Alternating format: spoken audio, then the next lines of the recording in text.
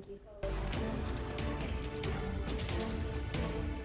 We continue this half hour on First Edition with another look outside. That's right, outside at the Nueces County Courthouse, where we find our Lexis Greene keeping track of the activity out there. Lexis, I want to know, is this one of those, a lot of people are set up already outside, or as we get closer to the beginning of opening statements, a lot of people are showing up just wanting to see what it is that's going on out there? Is there a lot of community interest?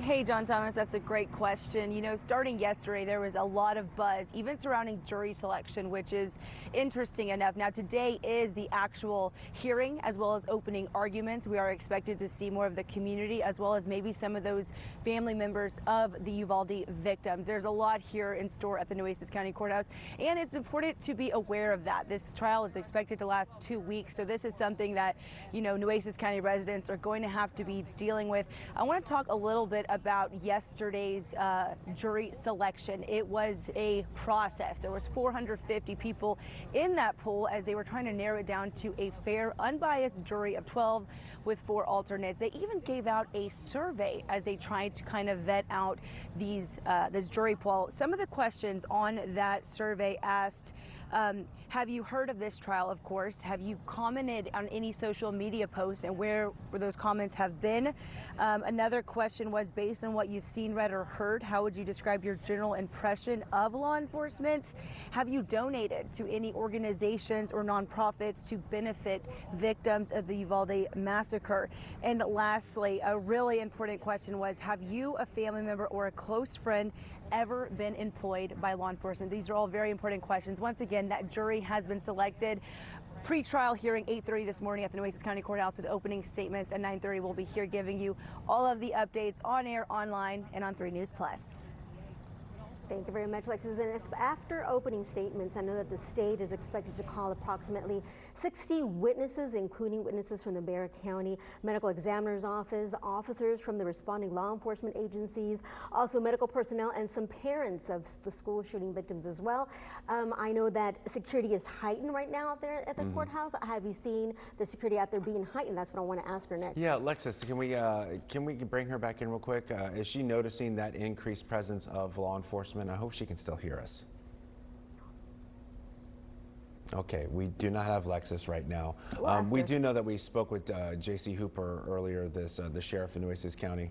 Okay, Lexis, we're hoping you can hear it. Barbie was asking if, have you noticed the increased presence of law enforcement out there making sure everybody's safe?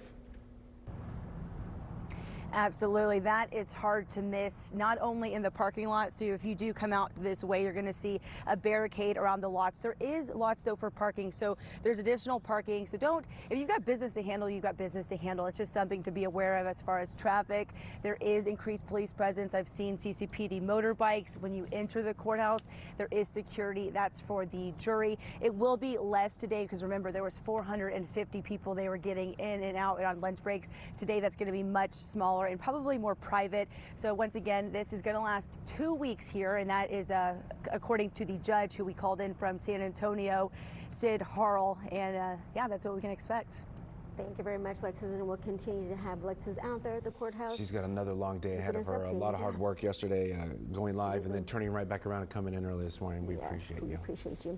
Today marks 5 years since the deadly January 6th insurrection in Washington, D.C. Yeah, that's right. On the 6th in 2021, pro-Trump rioters stormed the Capitol, demanding the results of the 2020 election be overturned.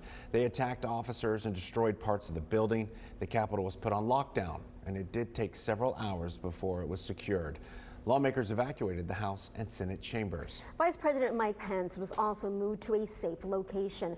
More than 1,000 people were charged by the Justice Department in connection with the riot. However, they were later pardoned by Trump when he took office again in 2025.